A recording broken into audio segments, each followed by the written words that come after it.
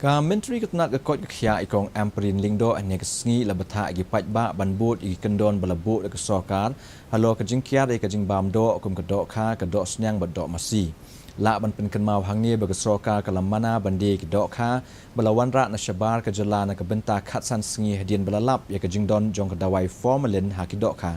aga juk ke por bon na ki masih ke jala ke lasdang ban mi yagi kenyang haga sni bala tip kum ka lumpy skin disease lani LSD ka bala kta ya ka jing dia do masi shu bon na ki snyang haga jela kila yo ru ya ka jing pang African swine fever.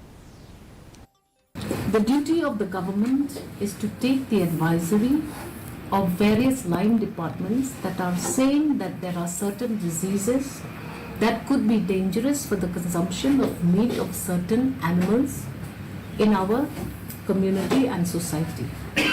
Therefore, this advisory has been issued to the public in the interest of the public, keeping them well informed that in the matter of fish, we have seen that the test was done, a random test was done, and the advisory is that we should ensure that consumption of fish by the public should be healthy for them and should not cause any concern.